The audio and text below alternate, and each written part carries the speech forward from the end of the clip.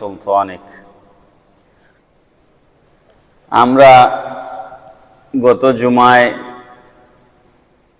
আলোচনা শুরু করেছি রাসূল করিম সাল্লাল্লাহু তাআলা আলাইহি ওয়াসাল্লামের জমিনে তাশরীফ আগমন এবং তার প্রেক্ষাপট কি ছিল, কোন অবস্থায় কোন প্রেক্ষাপটে আল্লাহ পাক রব্বুল আলামিন তার হাবিবকে আরবের জমিনে পাঠিয়েছিলেন। আমি গত জুমায় যেখানে এনে কথা রেখেছিলাম সেটা হচ্ছে আরবের বনু খুজাইমা গোত্রের সর্দার ছিল, তার নাম ছিল আমর বিন লুয়াই। সেই আমর বিন লুয়াই শাম থেকে মূলত মূর্তি পূজা আমদানি করে নিয়ে এসেছিল। এর আগে আরবে মূর্তি পূজা ছিল না এবং বিভিন্ন গোত্রে বিভিন্ন এলাকায় আলাদা আলাদা মূর্তির পূজা হতো। যেমন একটা ছিল মানাত, আর একটা ছিল লাত, আর একটা ছিল উজ্জা। এইভাবে এক এক সম্প্রদায়ের এক একটা মূর্তি ছিল। একটা পর্যায়ে পুরা আরবের প্রত্যেকটা ঘরে ঘরে মূর্তি পূজা প্রচলিত হয় এবং সেটাকে তারা এত মর্যাদার আসীনে, তারা মূর্তিকে এত মর্যাদার আসীনে তারা নিয়ে গেছিল যে শেষ পর্যন্ত তারা কাবা শরীফের ভেতরে মূর্তি ঢুকিয়ে দিয়েছিল। তারা মনে করেছিল যে কাবাগর তারা তোয়াফ করত, তো তারা মনে করছিল যে কাবাগরের ভিতরে মূর্তিগুলাকে ঢুকিয়ে দিলে কাবাগরের তোয়াফের সাথে মূর্তিগুলারও তোয়াফ হয়ে যাবে। নাউজুবিল্লাহ। যে সমস্ত শিরক তখন গড়ে উঠেছিল এই মূর্তিকে কেন্দ্র করে, তারা মূর্তির কাছে প্রার্থনা করত, দেবদেবীর কাছে তারা প্রার্থনা করত। এখন যেভাবে ধনের দেবী, বিদ্যার দেবী, নানান নামে দেবী আছে না, তো আরব দেশে ওরকম তারা মূর্তির কাছে আরাধনা করত, প্রার্থনা করত। এক একজনের এক এক মূর্তির কাছে এক এক বিষয় তারা চাইতো। মূর্তিকে তারা তোয়াফ করত, মূর্তিকে সেজদা দিত, মূর্তির উদ্দেশ্যে তারা পশু বলি দিত। যেই ব্যাপারে কোরআন কারীমে একদম স্পষ্ট করে আল্লাহ রাব্বুল আলামিন বলেছেন, ওয়ামা জুবিহা আলান নুসুব। আমরা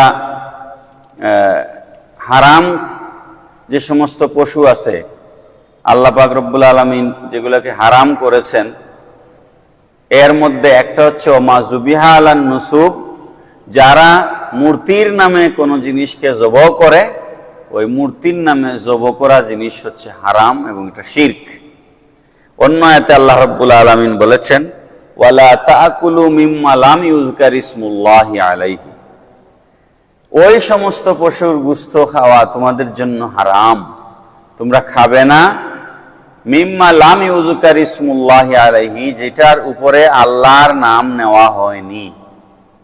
অর্থাৎ বিসমিল্লাহ বলে যে পশু জবাই করা হয়নি, সেই পশু মুমিন মুসলমানের জন্য সেই পশুর গোশত খাওয়া হারাম। এই জন্য যারা আমাদের দেশ থেকে ইউরোপ আমেরিকার বিভিন্ন দেশে বসবাস করেন, এটা বাংলাদেশের থেকে বোঝা খুবই কঠিন। ওখানে হালাল গরুর গোশত, হালাল বকরির গোশত এগুলা পাওয়া অনেক কঠিন এবং খুঁজে খুঁজে বের করতে হয়। কারণ কে জবে করেছে, কোথায় জবে করেছে, কি নাম নিয়ে জবে করেছে, এগুলোর কোনো কিছু নাই। এই জন্য মুসলমানদের দোকান খুঁজে, আবার মুসলমান দোকান হলেই যে হালাল মিট পাওয়া যাবে এটাও নিশ্চিত করা কঠিন, কারণ তিনি কোথার থেকে কিনে এনেছেন ওই গোশতটা। তো এটা অত্যন্ত গুরুত্বপূর্ণ বিষয়। ওয়ালা তাকুলু মিম্মা লাম ইউযকার ইসমুল্লাহি আলাইহি। আল্লাহ পাক বলছেন সূরা আনআমের 121 নম্বর আয়াত, যে তোমরা আল্লাহ ছাড়া অন্য কারো নামে, গায়রুল্লাহর নামে কোনো পশু জবাই হয়েছে এমন পশুর গোশত তোমরা খাইও না, নিষেধ করেছেন আল্লাহ রাব্বুল আলামিন। আরেকটা যেটা প্রচলিত ছিল আরবের মধ্যে, সেটা হচ্ছে তারা মূর্তির নামে উৎসর্গ করত। যেমন ফসল, খেজুরের বাগান ছিল কিংবা বকরি ছিল, ভেড়া দুম্বা ছিল, ওগুলার থেকে তারা করত যে যদি ফসল ভালো উৎপাদন হয় তাহলে আমি এতগুলা খেজুর গিয়ে মূর্তিকে দিব, মূর্তির নামে উৎসর্গ করব।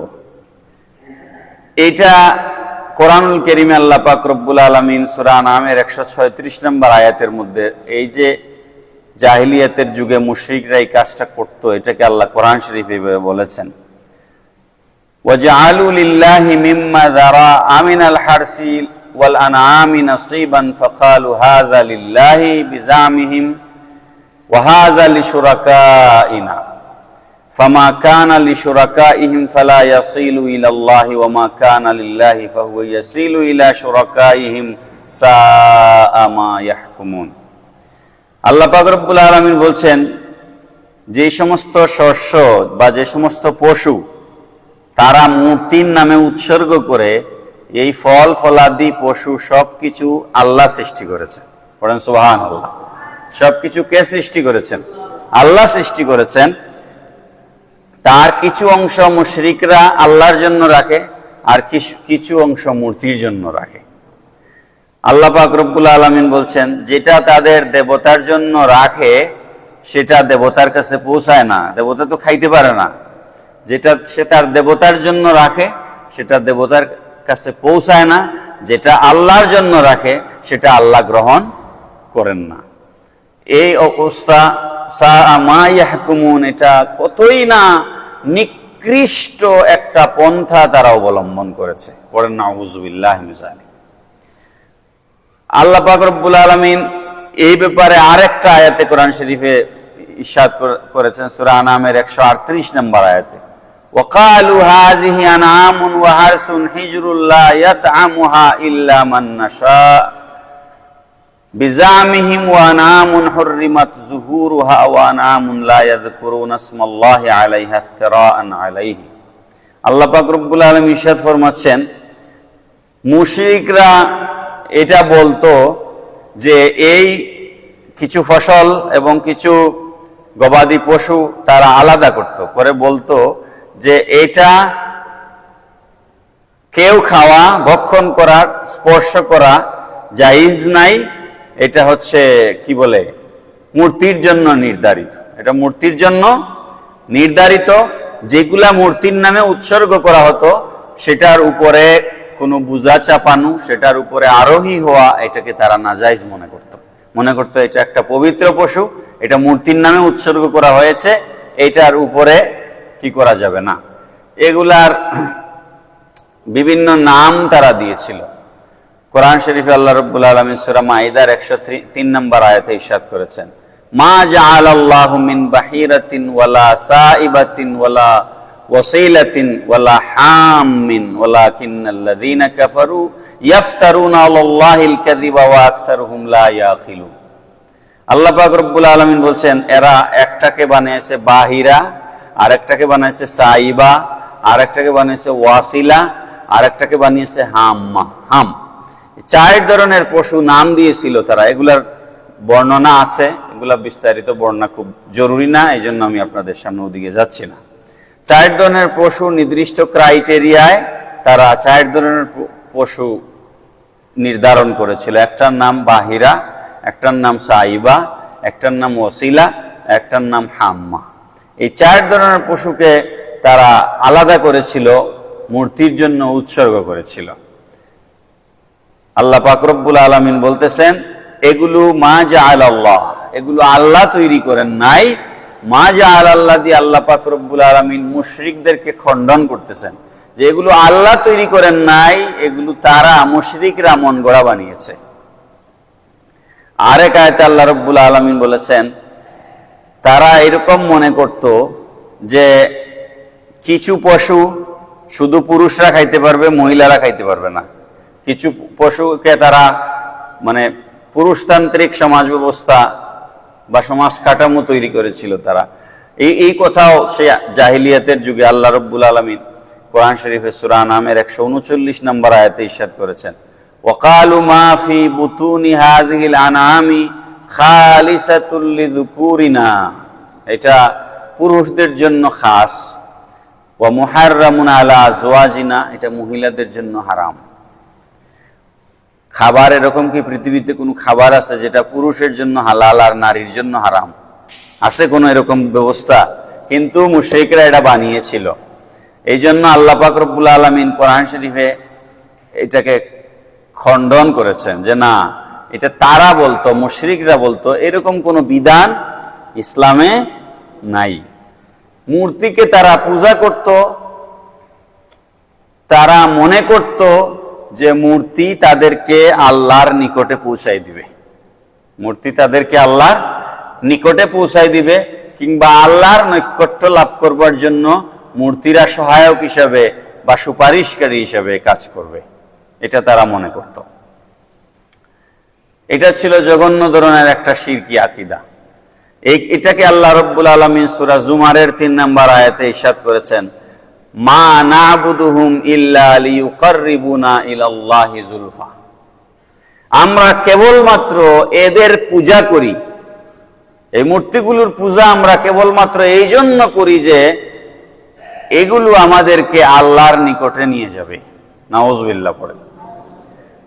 অন্য আয়াতে আল্লাহ রাব্বুল আলামিন ইরশাদ করেছেন, ওয়া ইয়াবুদুনা মিন দুনিল্লাহি মা লা ইয়াদুররুহুম ওয়া লা ইয়ানফাউহুম ওয়া ইয়াকুলুনা হাউলাই শুফাআউনা ইনদাল্লাহ। তারা বলতো যে আমরা যে মূর্তিগুলার পূজা করি, ইয়াকুলুনা হাউলাই শুফাআউনা ইনদাল্লাহ, এগুলো আল্লাহর কাছে আমাদের জন্য সুপারিশ করবে। পড়েন নাউযুবিল্লাহ। অথচ আল্লাহ রাব্বুল আলামিন বলছেন লা মা লা ইয়াদুররুহুম ওয়া লা ইয়ানফাউহুম, এই মূর্তিগুলো তাদের কোনো উপকারও করতে পারে না, তাদের কোনো ক্ষতিও করতে পারে না। মূর্তি মানুষের কোনো উপকার করতে পারে? মূর্তি মানুষের কোনো উপকারও করতে পারে না, মূর্তি মানুষের কোনো ক্ষতিও করতে পারে না। অথচ এগুলোর তারা তাদের সুপারিশকারী মনে করত। এই অবস্থায় আল্লাহ পাক রব্বুল আলামিন তার হাবিব সাল্লাল্লাহু তাআলা আলাইহি সাল্লামকে আরবের জমিনে পাঠিয়েছিলেন। নবীজি জমিনে এসে কাবাগরের 360টা মূর্তিকে বের করে কাবাগরের উঠানে সেগুলোকে আগুন লাগিয়ে পুড়িয়ে দিয়েছিলেন।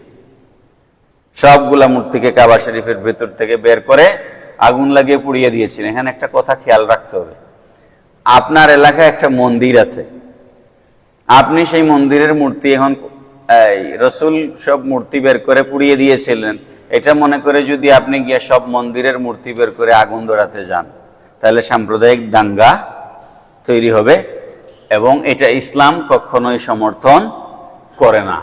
আপনি যদি ক্ষমতায় যেতে পারেন, আপনি আইন ইসলাম, কোরআনের আইন যদি রাষ্ট্রে কায়েম করা যায়, কোরআন সুন্নাহ ইজমা কিয়াস সোজা কোথায়, শরীয়তের আইন যদি রাষ্ট্রে কার্যকর করা যায়, যেটাকে বলা হয় ইসলামী হুকুমত, ইসলামী হুকুমত যখন রাষ্ট্রীয়ভাবে কায়েম হবে, তখন সেই দেশে ইসলামী হুকুমতের আন্ডারে আইন অনুযায়ী সে দেশে সমস্ত মূর্তি পূজা বন্ধ হবে।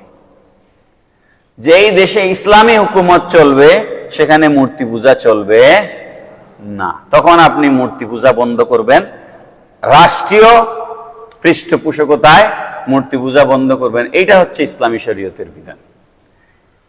যেখানে মাল্টিকালচারের বা মাল্টি রিলিজিয়নের বিভিন্ন ধর্মের মানুষ যে রাষ্ট্রে বসবাস করে এবং সেখানে ইসলামী রাষ্ট্র ব্যবস্থা কায়েম নাই, ওই জায়গায় ব্যক্তিগতভাবে আপনি কোনো অন্য ধর্মের মানুষের উপর বা তাদের পূজনীয় বস্তুর উপর আপনি আঘাত করতে পারবেন না। এটা হচ্ছে ইসলামের পরিষ্কার বক্তব্য। এই জন্য আল্লাহর হাবিব সাল্লাল্লাহু তাআলা আলাইহি ইসলাম আসলেন জমিনে, সবগুলাকে বের করে কি করলেন? পুড়িয়ে দিলেন। পুড়িয়ে কেন দিলেন? এটার একটা কারণ আছে। আমি এর আগেও আলোচনা করেছি।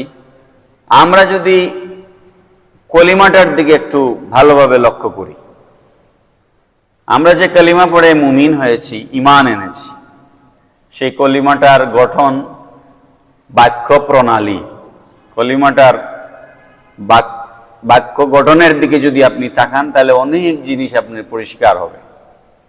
আমরা কলিমা পড়েছি লা ইলাহা ইল্লাল্লাহু মুহাম্মাদুর রাসূলুল্লাহ সাল্লাল্লাহু আলাইহি ওয়াসাল্লাম। খেয়াল করুন ভালো করে, আল্লাহর হাবিব সাল্লাল্লাহু তাআলা আলাইহি ইসলাম যখন আরবের জমিনে এসেছেন, তখন কলিমার দাওয়াত দিলেন। দাওয়াতের আলোচনা আমরা সামনে বিস্তারিত করব ইনশাআল্লাহ, ধারাবাহিকভাবে আমি যাচ্ছি আলোচনা। কলিমার দাওয়াত যখন আল্লাহর রাসূল সাল্লাল্লাহু আলাইহি ওয়াসাল্লাম দিচ্ছেন, তখন আমি একটু আগে যে কথা বললাম, কাবা শরীফে তখন 360টা মূর্তির পূজা হচ্ছে, এবং মক্কাতুল মুকাররমায় ঘরে ঘরে মানুষের ঘরে ঘরে মূর্তি, ঘরে ঘরে কি মূর্তি। সূরা কাফিরুন যে নাজিল হয়েছে, তার শানে নজুলটা এরকম লিখা হয়েছে, কুল ইয়া আইয়ুহাল কাফিরুন যখন নাজিল হয়েছে, মক্কার কাফির কুরাইশরা আল্লাহর রাসূল সাল্লাল্লাহু আলাইহি ওয়াসাল্লাম যখন দ্বীনের দাওয়াত দেওয়া শুরু করলেন, তখন তারা প্রস্তাব করেছিল আল্লাহর রাসূলকে যে এরকম করলে কি হয় না। আল্লাহর রাসূলকে কাফেররা প্রস্তাব করেছিল, তাফসীরের মধ্যে এসেছে যে আমাদের সব কিছুকে ক্যান্সেল করে না দিয়ে, আমরা যেগুলার দীর্ঘদিন ধরে আমরা ইবাদত করে আসতেছি মূর্তিগুলার, সেগুলাকে বাতিল করে না দিয়ে আসুন না এরকম আপনি একদিন আমাদের গুলার পূজা করেন, আর আমরা একদিন আপনার আল্লাহর পূজা করি। জোরে বলেন না নাউজুবিল্লাহ। দেখেন তাফসীরে এরকম এসেছে, তাইলে আর আমাদের মাঝে কোনো বিবাদ থাকে না। একদিন আপনি আমাদের গুলোর পূজা করলেন, আর আমরা একদিন আপনার আল্লাহর পূজা করলাম। তখন আল্লাহ রাব্বুল আলামিন বলেছেন, ইয়া রাসূলুল্লাহ সাল্লাল্লাহু আলাইহি ওয়াসাল্লাম, আপনি কাফেরদেরকে বলে দিন, কুল ইয়া আইয়ুহাল কাফিরুন, হে কাফেররা শোনো, লা আ'বুদু মা তা'বুদুন, তোমরা যার ইবাদত করো আমরা তার ইবাদত করি না। সূরা কাফিরুন নাজিল হলো, তোমরা যার ইবাদত করো আমরা তার ইবাদত করি না। খুব ভালো করে এই কথাটা খেয়াল করবেন। কাফেররা যে প্রস্তাব দিয়েছিল, এই প্রস্তাব অনুযায়ী আল্লাহর রাসূল সাল্লাল্লাহু আলাইহি সাল্লাম যদি কাফেরদেরকে বলতেন যে তোমরা আসো আল্লাহর ইবাদত করো, আল্লাহর গোলামি করো, তখন কাফেররা বলতো আমাদের কোনো আপত্তি নেই। 360 মূর্তিকে আমরা মানতে পেরেছি, 360-এর সাথে আরো একজন মাবুদ মানলে আমাদের কোনো অসুবিধা নাই, টোটাল হবে 361। আমরা যারা 360 খোদার পূজা করতে পারি, আরো একজন বাড়াইলে আমাদের কোনো অসুবিধা নাই। আমরা 361 খোদার পূজা করব, কোনো সমস্যা নাই। এটা কাফেররা মানতে তাদের কোনো অসুবিধা হতো না। কিন্তু আল্লাহ পাক এটা তো চান না, রাসূলও এটা চান না। এই জন্য কলিমা শরীফের প্রথম কথাটা ভালো করে লক্ষ্য করুন, লা ইলাহা, এতটুকুন বুঝেন। লা ইলাহা এর অর্থ হচ্ছে কোনো মাবুদ নাই, কোনো উপাস্য নাই। খুব গভীরভাবে লক্ষ্য করুন, প্রথম ইমানের প্রথম কথাটা হচ্ছে কোনো মাবুদ নাই। এটা কেমন কথা? কোনো ইলাহ নাই। কথাটা তো এরকম হলে আমাদের বিবেক বলে আর কি, কথাটা যদি এরকম হতো আল্লাহু ওয়াহিদুন মুহাম্মদুর রাসূলুল্লাহ, এরকম যদি হতো কলিমা, যে আল্লাহ এক, মুহাম্মদ সাল্লাল্লাহু আলাইহি ওয়াসাল্লাম আল্লাহর রাসূল, তাইলে তো কোনো অসুবিধা ছিল না। কিন্তু আল্লাহু ওয়াহিদুন মুহাম্মদুর রাসূলুল্লাহ এইভাবে না বলে লা ইলাহা, কোন ইলাহ নাই, প্রথম এই কথাটা কেন বলা হলো? প্রথম এই কথাটা এই কারণে বলা হলো, কারো মাথার মধ্যে যদি লাত মানাত হজ হুবলের অস্তিত্ব যদি কারো মাথায় বিরাজ করে, আর ওই মস্তিষ্কের ভিতরে যদি আল্লাহর ওয়াহদানিয়তের এলান করা হয়, আল্লাহর ওয়াহদানিয়তের ঘোষণা করা হয়, তাহলে তার ওই মাথার ভিতরে আল্লাহর ওয়াহদানিয়ত প্রবেশ করবে না। এই জন্য আল্লাহ পাক বলেন, হাবিব আমার, না, আপনি আগে বলুন লা ইলাহা, কোনো ইলাহ নাই। তোমরা যে মানাতকে খুদা মনে করো, এটা ইলাহ নয়। তোমরা যে হুবলকে খোদা মনে করো, এটা ইলাহ নয়। তোমরা যে হজকে খোদা মনে করো, এটা ইলাহ নয়। তোমরা যে সমস্ত মূর্তি বানিয়েছ, 360 মূর্তির পূজা করছো, লা ইলাহা বলে প্রথমে সমস্ত মূর্তির অস্তিত্বকে ক্যান্সেল করে দেওয়া হলো। বলেন সুবহানাল্লাহ। কোন মূর্তির অস্তিত্ব থাকবে না। যখন ব্রেইন পাক সাফ হয়ে গেল, তখন ঘোষণা হলো ইল্লাল্লাহ। পড়েন না সুবহানাল্লাহ। ব্রেইন যখন পাক সাফ হয়ে গেল, ব্রেইন যখন খালি হয়ে গেল, এবার আপনি ঘোষণা করুন ইল্লাল্লাহ। আছেন একজন, তিনি কে? আছেন একজন, তিনি আল্লাহ। কি চমৎকার ফিলোসফি যে কলিমা আমরা পড়েছি। এই জন্য আমাদের দেশে যে বা সারা পৃথিবীতে এই যে এত হানাহানি মারামারি, মুসলমানদের মাঝে যে এত সমস্যা, এগুলার মূল কারণ কি জানেন? আমরা কেউ আমাদের মাথার মধ্যে ধর্মনিরপেক্ষতাবাদী মতবাদ আমরা মাথায় লালন করি, কেউ আমরা জাতীয়তাবাদী মতবাদ লালন করি, কেউ আমরা কার্ল মার্কসের মতবাদকে ভালোবাসি, কেউ আমরা লেনিনের মতবাদকে ভালোবাসি, কেউ আমরা মাও সেতুং এর মতবাদকে ভালোবাসি, কেউ আমরা কামাল আতাতুর্কের মতবাদকে ভালোবাসি, কেউ আমরা আব্রাহাম লিঙ্কনের গণতন্ত্রকে ভালোবাসি।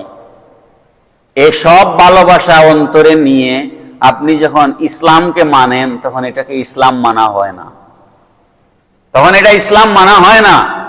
এই জন্য দেখবেন অনেক মসজিদে কমিটির নেতা অমুক দলের, মুতল্লি অমুক দলের, তমুক দলের, যেই কারণে ইমাম সাহেবরা হক কথা বলতে পারেন না। কি কথা কি পরিষ্কার হলো? ইমাম সাহেবরা হক কথা বলতে পারেন না, কারণ ইসলাম থেকে তিনি অমুক দলকে বেশি ভালোবাসেন, কোরআন থেকে তিনি তার নেতাকে বেশি ভালোবাসেন, শরীয়তের আইনের চেয়ে তিনি তার যাকে আদর্শ মনে করেন ওই নেতাকে তিনি বেশি ভালোবাসেন।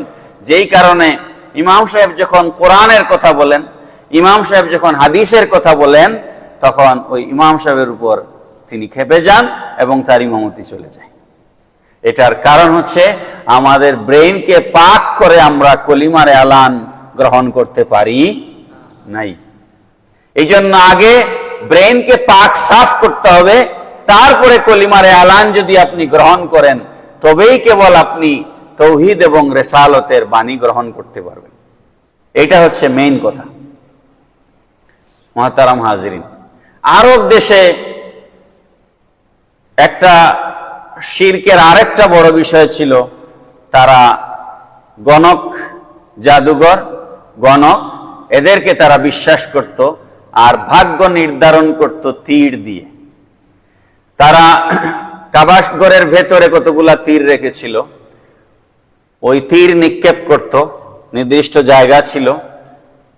এখনো দেখবেন মেলা টেলা বসলে ওইগুলা চলে, তীর নিক্ষেপ, ওই যে গড় করা থাকে।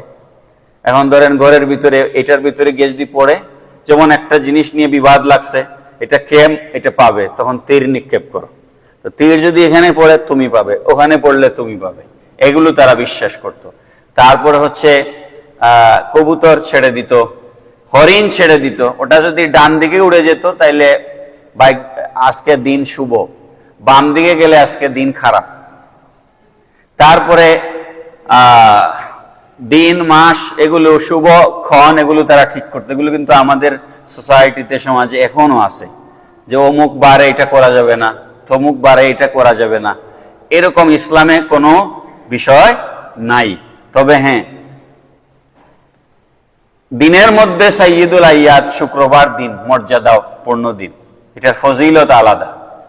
বৃহস্পতিবার রাত, শুক্রবার দিন, এটার ফজিলত আলাদা। সোমবার দিন রোজা রাখার কথা হাদিস শরীফে আসছে, এটার ফজিলত আলাদা।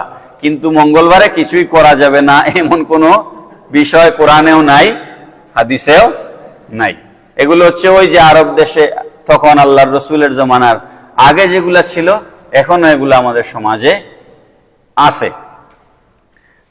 তারপরে তারা নানান ধরনের জ্যোতিষীদের কাছে তারা যেত, ওই যে ভাগ্য গণনা করা, এগুলাকে কোরআন শরীফে আল্লাহ রাব্বুল আলামিন একদম পরিষ্কার করে এগুলাকে নিষেধ করে দিয়েছেন। তো আরেকটা বিষয় ছিল তাদের মধ্যে, কুরাইশরা, মক্কার কুরাইশরা, তারা নিজেদেরকে অন্যদের চাইতে উপরে মনে করত। এটা উপরে তো তারা ছিলই মর্যাদার দিক থেকে, এটা সত্য কথা, কিন্তু ইসলামে শরীয়ত মানবার ক্ষেত্রে উপর নিচ কিছু নাই। নামাজের কথা যদি আপনি চিন্তা করেন, 5 ওয়াক্ত নামাজ, সরোজিনী নাইডু নামে ইন্ডিয়ান একজন লেখিকা ছিলেন, একজন বিদুষী মহিলা, সরোজিনী নাইডু, তিনি লিখেছেন, when azan is sounded, democracy is embodied 5 times a day. When muazzin proclaim Allahu Akbar, ashhadu an la ilaha illallah, the peasant and the king kneel side by side. সুবহানাল্লাহ বলে একজন হিন্দু মহিলা লিখতেছেন, যখন মুসলমানদের মসজিদে আজান হয়, দিনে 5 বার তাদের মসজিদে গণতন্ত্র প্রতিষ্ঠা হয়। পড়েন সুবহানাল্লাহ। দিনে 5 বার গণতন্ত্র প্রতিষ্ঠা হয়। কিভাবে হয়? রাজা আর প্রজা একসাথে হাঁটু গেড়ে বসে যায়। পড়েন না সুবহানাল্লাহ। রাজা আর প্রজা, কি চামার কি মুচি, কি রাজা কি প্রেসিডেন্ট কি মন্ত্রী, কি রিক্সাওয়ালা কি ঠেলাওয়ালা, মসজিদ একমাত্র পৃথিবীর একমাত্র জায়গা মসজিদ। আপনি গণভবনে যান, বঙ্গভবনে যান, পার্লামেন্টে যান, সবার জন্য আসন ঠিক করা আছে। পার্লামেন্টে কোন সারিতে কোন এমপিরা বসবেন এগুলা ঠিক করা আছে। আগের লাইনে কে বসবেন, দ্বিতীয় লাইনে কে বসবেন, তৃতীয় লাইনে কে বসবেন, এগুলা ঠিক করা আছে। গণভবনে বঙ্গভবনে গেলে কে কোন জায়গায় বসবেন এগুলা ডেকোরাম ঠিক করা আছে। কিন্তু একমাত্র পৃথিবীর একমাত্র জায়গা, আমরা যখন যে কোনো মাহফিলে যাই, সভায় যাই, মিটিংয়ে যাই, আমাদের কর্মস্থলে যাই, তখন আমার থেকে যিনি সিনিয়র তাকে আমি আগে বসার সুযোগ দিই।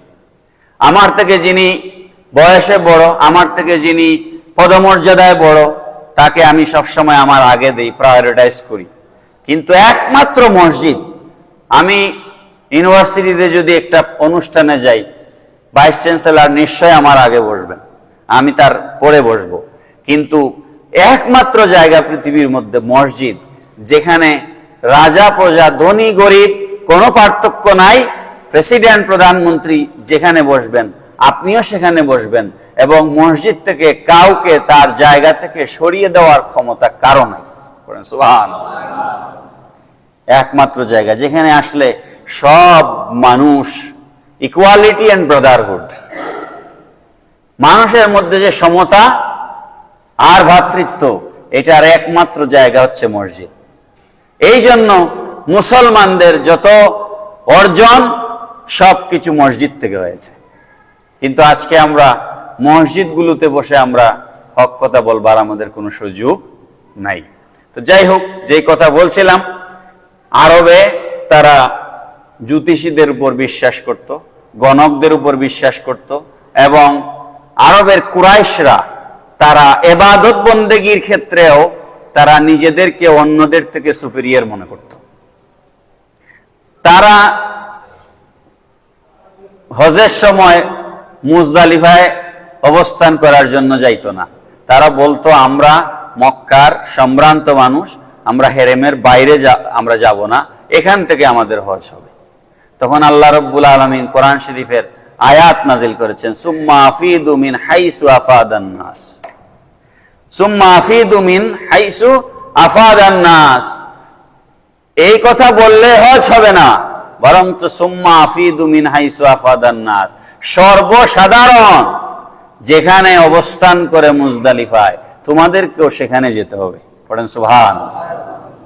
ইসলাম এভাবে মানুষের মধ্যে সমতা তৈরি করেছে। এরকম একটা সমাজ ব্যবস্থায় যেখানে ঘরে ঘরে মূর্তি পূজা চলছিল, যেখানে কাবা শরীফের ভিতরে 360টা মূর্তি পূজা চলছিল, যেখানে জাদু, জ্যোতিষশাস্ত্র, গণক, ভাগ্য নির্ধারণ, এগুলো যেখানে সমাজ পরিচালনার মেইন বিষয়, মেইন নীতিমালা, মূল নীতিমালা হয়ে দাঁড়িয়েছিল, এরকম একটা সমাজকে ভেঙ্গে একটা নতুন সমাজ গড়বার জন্য আল্লাহ পাক রব্বুল আলামিন তার হাবিবকে জমিনে পাঠালেন, আর সাথে দুনিয়াবি কোনো আইন নয়, স্বয়ং আল্লাহ রব্বুল আলামিন প্রণীত আল্লাহর আইন ধাপে ধাপে ধীরে ধীরে আল্লাহ পাক রব্বুল আলামিন তার হাবিব সাল্লাল্লাহু আলাইহি সাল্লামকে নাজিল করলেন, যাতে করে এই আইন দিয়ে, এই বিধান দিয়ে আল্লাহর হাবিব কোরআনের শাসন সমাজে প্রতিষ্ঠা করতে পারেন। পড়েন সুবহানাল্লাহ। হাজরানে কেরাম, শেষ করব যে কথা বলে, বাংলাদেশের বর্তমান পরিস্থিতি আপনারা জানেন। ফেসবুক, ইউটিউব, টেলিভিশন চ্যানেল এগুলোর মাধ্যমে আপনারা দেখতে পাচ্ছেন। আমি সরকারের পক্ষে বিপক্ষে কোনো কথা বলবো না, এটা বলার আমাদের এখতিয়ার নাই। আমি যে কথা মুসলমান হিসেবে আমাদের জানা দরকার সেটা বলবো। সূরা মাইদা আল্লাহ পাক রব্বুল আলামিন একদম পরিষ্কার করে বলেছেন, মান কাতালা নাফসান বিগাইরি নাফসিন আও ফাসাদিন ফিল আরদি ফাকান্নামা কাতালান নাস জামিআ ওয়া মান আহইয়াহা ফাকান্নামা আহইয়ান নাস জামিআ। আল্লাহ পাক রব্বুল আলামিন ইরশাদ ফরমাচ্ছেন, কোন মানুষ যদি অন্যায়ভাবে, আমি আবার বলছি, কোন মানুষ যদি অন্যায়ভাবে কাউকে হত্যা করে, অন্যায়ভাবে কাউকে হত্যা করা এর অর্থ হচ্ছে বিচার বহির্ভূতভাবে, বিচারের মাধ্যমে সাজা। বিচার কে করবে? আদালত। কে করবে? আদালতের মাধ্যমে যদি কারো সাজা হয়, ফাঁসি হয়, এই ব্যাপারে ইসলামের, কোরআনের, হাদিসের কোনো আপত্তি নেই। কারণ আদালত এটার সোল অথরিটি, কাউকে ছেড়ে দেওয়া, কাউকে শাস্তি দেওয়া, এটা আদালতের অথরিটি আছে।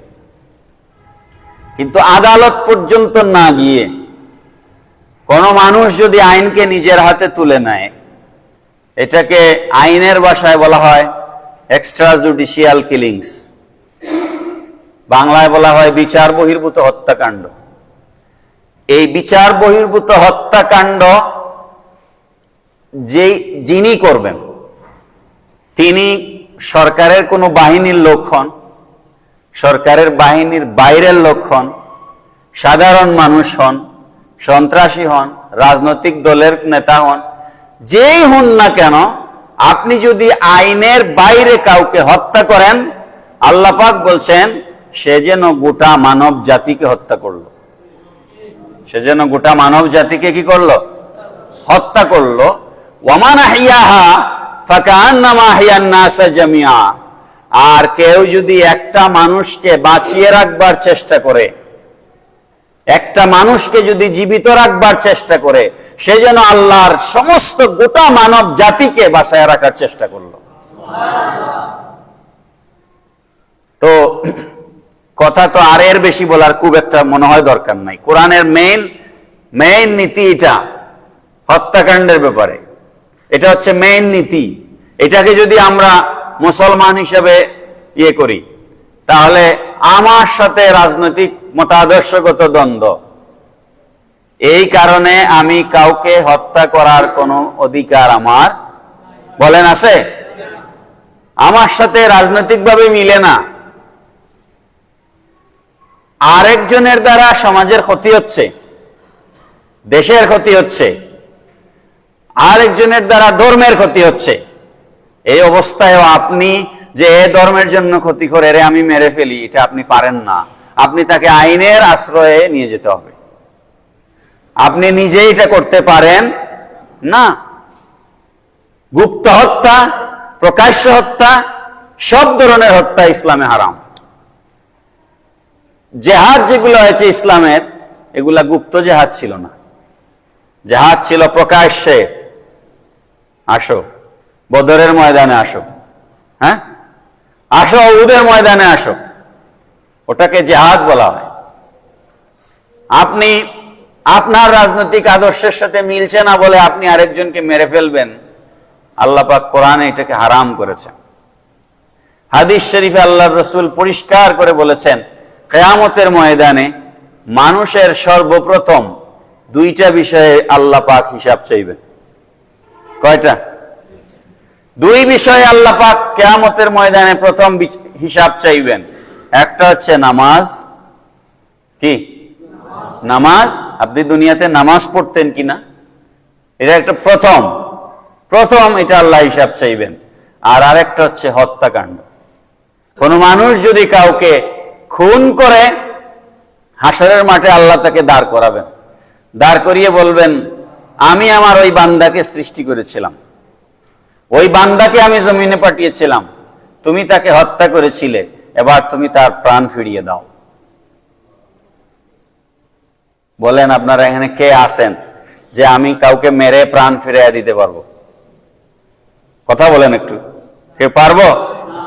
তাহলে এই সমস্ত সন্ত্রাসী কর্মকাণ্ড যারা করছেন, যে কোনোভাবে, আমি বারবার বলছি, যে কোনোভাবে, সেটা আইন শৃঙ্খলা রক্ষাকারী বাহিনীর সদস্য হয়ে, কিংবা কোনো রাজনৈতিক দলের পরিচয়ে, কিংবা যে কোনো আন্দোলনের নামে, কোন ধরনের সন্ত্রাসী কর্মকাণ্ড ইসলামে গ্রহণযোগ্য নয়। জেহাদের ময়দানে আল্লাহর রাসূল সাল্লাল্লাহু আলাইহি ইসলাম, এখন তো জেহাদ হচ্ছে, পৃথিবীতে যুদ্ধ চলতেছে। এই যে ইসমাইল হানিয়াকে পরশুদিন মেরে ফেললো, তার 2 মাস আগে ইরানের প্রেসিডেন্টকে মেরে ফেললো। এই জায়গায় ইরানের সক্ষমতা নিয়ে প্রশ্ন উঠেছে। আমার এখন সময় নাই সেগুলো নিয়ে কথা বলবার। তো তারা এই ধরনের প্রযুক্তি বানিয়েছে ইসরায়েল, যে এক জায়গায় 10 জন মানুষ বসে আছে, তারা মিসাইল ছুড়বে, যাকে মারার দরকার শুধু তাকে এসে মারবে। আর নাইলে ইসমাইল হানিয়াকে এইভাবে মারা সম্ভব ছিল না। অর্থাৎ ইসমাইল হানিয়ার তার বডির থেকে নিশ্চয় এমন কিছু, তারা এগুলা তো হত্যাকাণ্ড পৃথিবীতে যতগুলা ঘটে, কাছের মানুষদের একটা থাকে, যোগসূত্র থাকে। নিশ্চয় ইসমাইল হানিয়ার এমন কিছু তারা কালেক্ট করেছে, মিসাইল যখন ছুড়েছে তখন ওটা এসে তার উপরেই পড়েছে, মানে তাকেই টার্গেট করবে, এরকম চুম্বকের মতো আর কি। চুম্বক চুম্বককেই ধরবে, চুম্বক অন্য কিছুকে ধরবে না। ওটা অন্য বিষয়, আমি এখন সেদিকে আলোচনা যাচ্ছি না, দেরি অলরেডি হয়েই গেছে, আলোচনা শেষ করতে চাই। তো যে কথা বলছিলাম, আল্লাহর রসুল, এখনো যুদ্ধ চলতেছে পৃথিবীতে। কি ধরনের যুদ্ধ অপরাধ, কি ধরনের মানবিক বিপর্যয় পৃথিবীতে চলছে। আমার পরিচিত একজন, তিনি বললেন গত বছর তারা ইয়েতে গিয়েছিলেন, সিরিয়ায় গিয়েছিলেন, শহরের পর শহর বিরান করে দিয়েছে, শহরের অস্তিত্ব নাই। আমরা কোরআন শরীফে বাদশাহ বখতে নসরের ইতিহাস পড়েছি, কোরআন শরীফে আছে। বখতে নসর ফিলিস্তিনের মসজিদে আকসার আশপাশ পুরা ফিলিস্তিন, জেরুজালেম শহরটাকে ধ্বংস করে দিয়েছিল। যেখানে কোরআন শরীফে ওই যে উঠে গাদার ঘটনাটা যে এসেছে, কোন নবী ঘুম পাড়ায় রাখছিলেন যে আল্লাহ যে নবীরে 100 বছর ঘুম পাড়ায় রাখলেন, নবীর নাম মনে আসতেছে না, মনে আসলে বলবো না আপনারা। উনজুর ইলা হিমারিকা, হ্যাঁ, এটা কোন নবীর কথা এখানে আসছে? যাই হোক, 100 বছর আল্লাহ পাক নবীকে ঘুম পাড়ায় রাখছিলেন, সাথে তার গাদাকেও ঘুম পাড়ায় রাখছিলেন। এখন সেদিকে গেলাম না। তো ওই বখতে নসরের যে নির্যাতন ছিল, এর থেকেও, দানিয়াল না, এর থেকেও আরো বেশি নির্যাতন এখন চলতেছে পৃথিবীতে। গাজাতে কিচ্ছু আছে? মানুষের ঘুমাবার জায়গা নাই, হসপিটালে মারা হচ্ছে। তো এগুলাও যুদ্ধ হচ্ছে। আর আল্লাহর রসুলও জেহাদ করেছেন, রসুলের জেহাদের নীতিমালা ছিল। বুখারী শরীফের হাদিসে এসেছে, জেহাদের ময়দানে গিয়ে আল্লাহর রসুল সমস্ত সাহাবাই কেরামদেরকে একত্রিত করে জেহাদ শুরু করবার আগে একটা ভাষণ দিতেন। সেই ভাষণে নবীজি বলতেন, নারী হত্যা করা যাবে না, শিশু হত্যা করা যাবে না, বাসস্থান যেখানে মানুষ থাকে ঘর বাড়ি পোড়ানো যাবে না, শস্যের ক্ষতি সাধন করা যাবে না, ফসলি জমি বিরান করা যাবে না, বৃক্ষ ধ্বংস করা যাবে না। পড়েন না সুবহানাল্লাহ। এগুলো আল্লাহর রাসূল সাল্লাল্লাহু তাআলা আলাইহি ওয়াসাল্লাম বক্তব্য দিয়ে তারপর যুদ্ধ শুরু করতেন। তার মানে রাসূল সাল্লাল্লাহু তাআলা আলাইহি ওয়াসাল্লাম জিহাদের ময়দানে শিশু হত্যা করতেন না, নারীদের উপর নির্যাতন মুসলমানরা করতেন না। এখন আমাদের সারা পৃথিবীতে যেটা হচ্ছে বা আমাদের দেশে এই গত 2 সপ্তাহে যা ঘটে গেল, এগুলা কোনোভাবেই গ্রহণযোগ্য নয়। যারা এই সমস্ত ঘটনার পেছনে দায়ী, সবাইকে দুনিয়াতে বিচার হোক না হোক, আখেরাতে সবগুলোর বিচার হবে। আর কোন অবস্থাতেই আপনি রাষ্ট্রীয় সম্পদ ধ্বংস করতে পারেন না, এই কথাটা ভালো করে খেয়াল রাখতে হবে। মেট্রো রেল, এটা আমার টাকায় তৈরি হয়েছে, এখানে আপনার টাকা আছে, এখানে আমার টাকা আছে, আমার ট্যাক্সের টাকা আছে, আমার ভ্যাটের টাকা আছে। আপনি রাষ্ট্রের কোন সম্পদ কোন অবস্থাতেই ধ্বংস করতে পারেন না। আমি একটা দাবি জানাচ্ছি সরকারের কাছে যে এটা আমাকে দিতে হবে, সরকার সেটা দিচ্ছে না। এজন্য আমি রাস্তায় বের হলাম গাড়ি নিয়ে, আপনি আমার গাড়ি ভাঙলেন, এখানে আমার দোষটা কি? বলেন, কথাটা কি বোঝা যাচ্ছে? এই জন্য যে কোনো ধরনের উশৃঙ্খলতা, অগ্নিসংযোগ, এগুলা সব এখন হাতে সময় নাই সব বুঝায় বলার। অগ্নিসংযোগ, ভাঙচুর, জ্বালাও পোড়াও, বোমা বিস্ফোরণ এবং সম্পদহানি, এই সব কিছু ইসলামে হারাম। এই সব কিছু ইসলামে কি হারাম? ধর্মীয় দৃষ্টিকোণ থেকে তো হারাম বটেই, রাষ্ট্রীয় আইনেও হারাম, মানবিক দৃষ্টিকোণ থেকেও হারাম। কারণ আপনি যেটা ভাঙছেন সেটার মধ্যে আমার হক আছে। কি কথাটা ঠিক না বেটি? তো আমার হক তো আপনার দাবির জন্য তো আমার হক আপনি নষ্ট করতে পারেন না। এই সবগুলো বিষয় বিবেচনায় রাখলে সমাজে শৃঙ্খলা রক্ষা করা সম্ভব। আল্লাহ পাক রব্বুল আলামিন আমাদের দেশে শান্তি দিন, সবাই পড়ি আমিন। ওমা আলাইনা ইল্লাল বালাগ। আসসালামু আলাইকুম ওয়া রাহমাতুল্লাহি ওয়া বারাকাতুহু। আমাদের গত জুমায় না আগের জুমায় দোয়া চেয়েছিলাম, আমাদের চাচি লন্ডন থেকে দোয়া চেয়েছিলেন। উনার নাতি গতকাল লন্ডনে 22 বছর মাত্র বয়স ছেলেটা, লন্ডনে ইন্তেকাল করেছে। ইন্না লিল্লাহি ওয়া ইন্না ইলাইহি রাজিউন।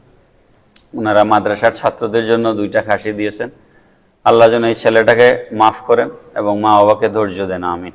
সুন্নত পড়েনি।